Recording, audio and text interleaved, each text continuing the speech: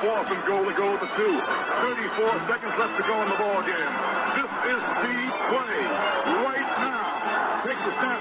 Targeted goes in. Targeted all alone. And the quarterback keeps. Wow, what a call. Nobody touched him.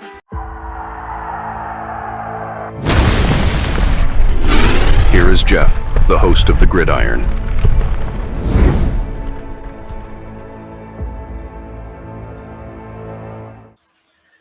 Now, apparently, I guess it's like the tennis match we got going with the Jets, and right. It's continuing to go on because they got Corey Black, and then we took one of their linebackers, and now apparently we got Gipson, who we just signed him. Okay, he apparently had a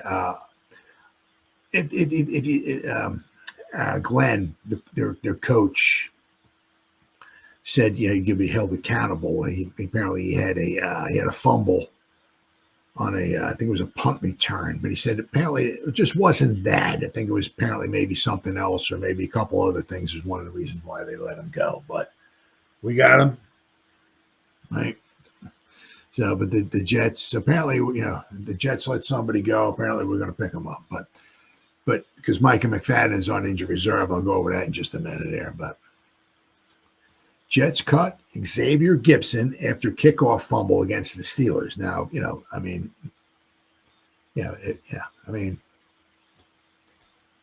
that was a good game, real good game. I mean, up and down the field. They started off maybe a little slow, but was it 34-32? Very entertaining game.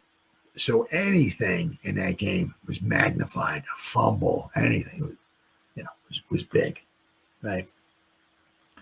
And when you got a chance to win a game, you got to win them up. You got to win it.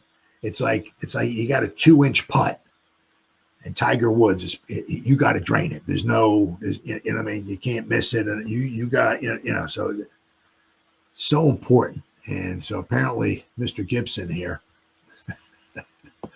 so made a boo-boo, and Mr. Glenn was not happy. Jets coach Aaron Glenn insisted he wasn't trying to send a message, but his decision to release Xavier Gipson on Wednesday after his costly fumble in the season opener will be perceived as a statement move. Gipson's mistake loomed large in the Jets' 34-32 loss to the Steelers, replacing kickoff returner Kene Nwangwu. I'm going to say I am not up to date on the pronunciation of everybody in the NFL, so I'm sure I pronounced his name wrong. I do apologize. Kene maybe Nwangwu, who injured a hamstring early in the game. Gipson fumbled at the Jets' 22-yard line early in the fourth quarter. The Steelers converted the turnover into a touchdown to take a 31-26 lead.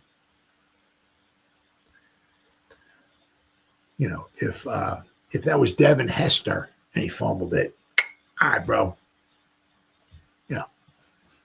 Just get him on the next one.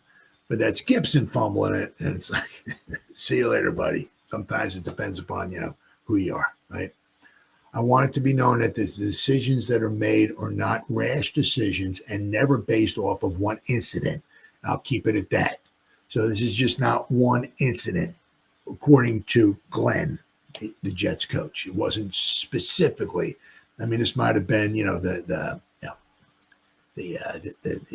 final straw, right? So maybe there were a couple other things that Gipson did. So Xavier's a really good player. He's going to play in this league, but I thought it was time for us to move on in another direction. So I'll leave it at that.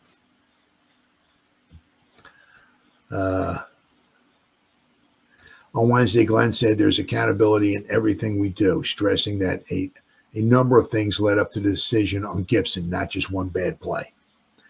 Gipson had been with the Jets' primary punt returner after making the team as an undrafted free agent in 2023. So so now we have a couple of guys, right? Between Gunner and Gipson, we got the GGs, right?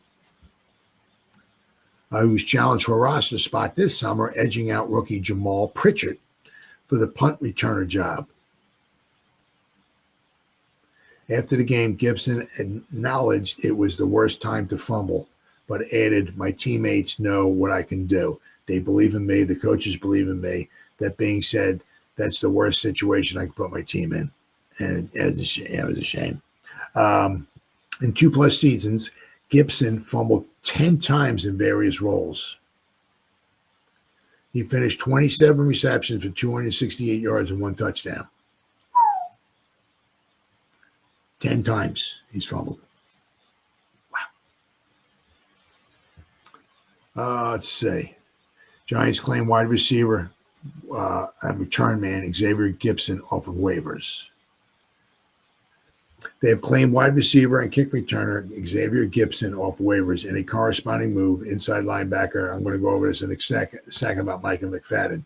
Gipson played in 35 games after signing with the Jets as an undrafted free agent in 2023. The 24-year-old has returned 68 punts for 604 yards, almost a 9-yard average. That's pretty darn good, right? And a touchdown to go with 44 kickoff returns for 1,142 yards and a 26-yard average. Not bad. As a rookie, Gipson was on the field for 45% of the Jets' offensive snaps and finished with 21 receptions for 221 yards, in addition to 8 rush attempts for 68 yards and a touchdown.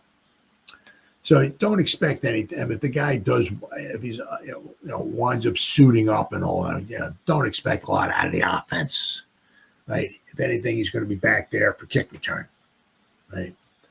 But as I said in that last article, he'd fumbled the ball 10 times. That's a lot.